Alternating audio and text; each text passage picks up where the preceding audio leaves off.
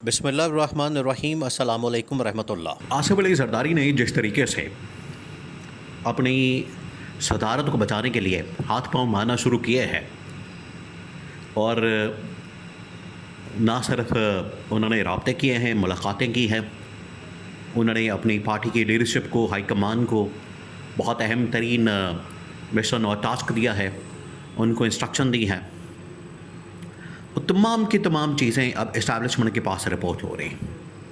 मामला बड़ा गंभीर हो गया, बड़ा ख़तरनाक हो गया और पॉइंट ऑफ नो रिटर्न के ऊपर मामला चले गए हैं। इसी की वजह से आप देखेंगे कि अब इसको ठंडा करने के लिए ख़बरें चलाई जा रही हैं कि नहीं, आसिफ अली जरदारी को तो हटाया नहीं जा रहा, आसिफ अली जरदारी को तो हटाया नहीं जा सकता, ना अभी प्लान मौजूद है, ना मुस्तकबिल के अंदर प्लान मौजूद है। और यही जो फार्मूला है, यही जो सेटअप है, यही जो निज़ाम है 2029 तक चलेगा, जब तक कि अगले इंतखाबात नहीं हो जाते। ये इस तरह की खबरें फैलाई जा रही हैं। क्यों फैलाई जा रही हैं? क्योंकि अब एक तो ये कि सूरत हाल को वक्ती तौर पर डाइवर्ट किया जाए, नंबर 2 ये एक टाइम गेन करने का, हासिल करने का एक तरीका है। अब होने क्या जा रहा है, लेकिन सबसे पहले आपने इसकी बैकग्राउंड वो बड़ी ज़रूरी है उसको समझना, ताकि आपको ये समझ आ सके कि अब होने क्या जा रहा है। असल में इनके साथ जो होने जा रही है वो बड़ी ख़तरनाक और ख़ौफनाक हकीकत है। सबसे पहले अब सबको पता है कि जब पिछले साल जंग हुई पाकिस्तान और इंडिया के दरमियान, तो उसके बाद फील्ड मार्शल ने, जनरल आसिम ने इंटरनेशनल टूर्स किए शहबाज शरीफ के साथ। अब वो जो इंटरनेशनल टूर्स किए उसके अंदर फील्ड मार्शल को चौथी 5वीं कुर्सी के ऊपर बिठा दिया जाता। वो पाकिस्तान के अंदर ताकतवर तरीन इदारे के सरबरा, फिर फील्ड मार्शल, फिर उन्होंने जंग जीती, सब कुछ करके दिया।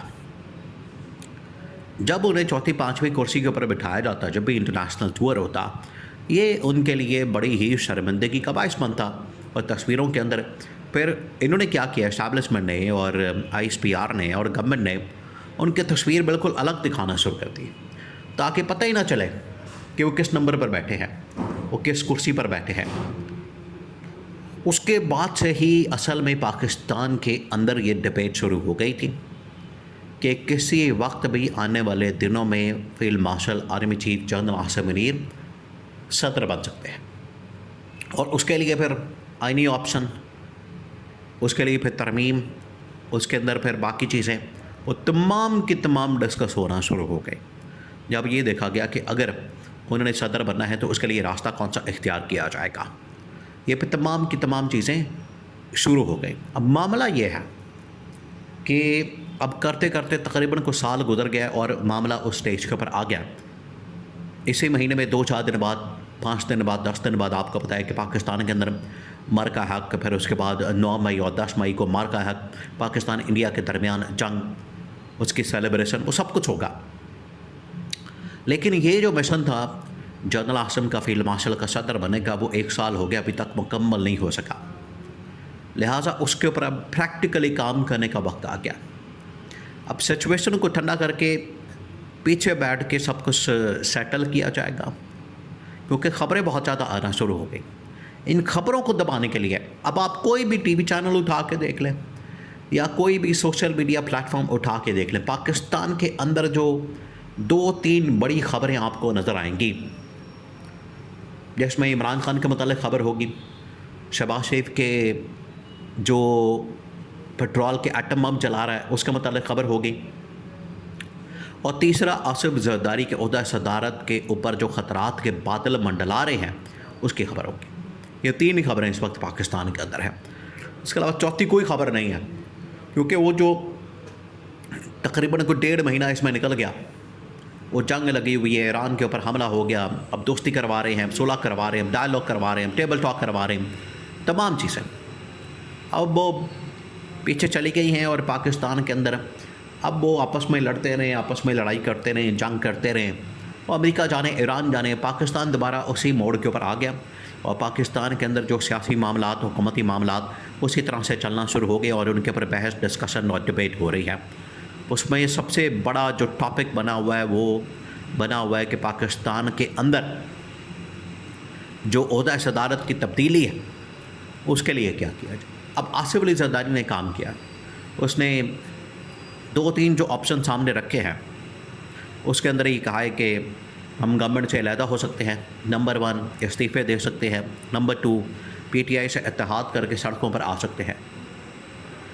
देखिए, अगर 2 पहले ऑप्शन की बात की जाए वो तो चलें काबिल कबूल हो जाएगा, इस्टेब्लिशमेंट के लिए वो किसी तरह से मैनेज कर लेंगे, MNA पकड़ेंगे, अंदर कोई पीपल्स पार्टी के अंदर कोई बगावत करवा देंगे, वहाँ पर कोई फॉरवर्ड ब्लॉक बना देंगे, यानी ऑप्शन है।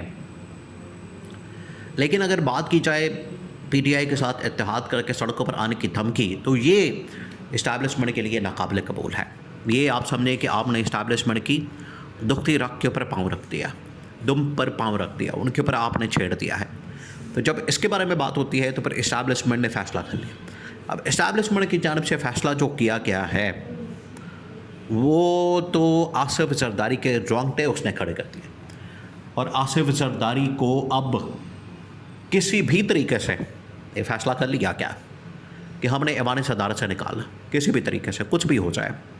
अब इनका ऐवान सदर के अंदर रहना और ऐवान सदर के अंदर रहते हुए साजिशें करना, ये नाकाबिल कबूल हो गया। इसको अफोर्ड नहीं किया जा सकता, बर्दाश्त नहीं किया जा सकता।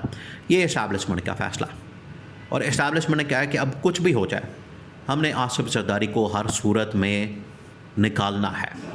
बाद में ये जो मर्ज़ी करते फिरे, वो ही नवाज शरीफ वाला रोना पिटना, मुझे क्यों निकाला, या ये क्यों किया, वो क्यों किया। आज इनको जिस तरह से इस बात के ऊपर पछतावा है, तकलीफ़ है, इस बात के ऊपर इनको मसला है कि हमें गवर्नमेंट में जाना चाहिए था। अगर हम गवर्नमेंट में जाते तो आज इतना आइसोलेशन में ना होते।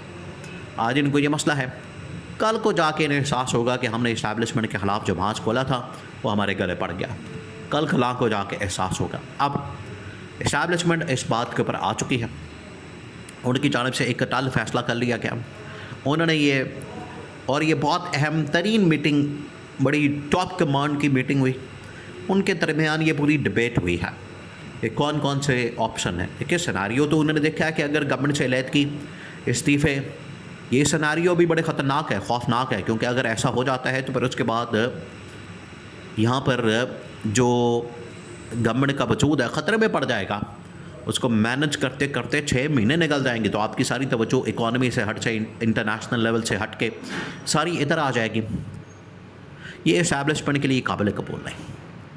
तो उन्होंने कहा कि अब हमें आसिफ जरदारी को चाहे घसीट कर निकालना पड़े, उसने ये जो टास्क और मिशन और ये इसको, और गवर्नमेंट से अलहदगी, इस्तीफ़े, इमरान खान से इत्तेहाद और तहरीक और एहतजाज, ये तमाम चीज़ें, उन्होंने कहा है कि इस चीज़ को मद्देनज़र रखते हुए अगर हमें आसिफ जरदारी को घसीट कर भी निकालना पड़े ऐवान सदर से, तो हमने इसमें भी बिल्कुल गुरेज नहीं करना।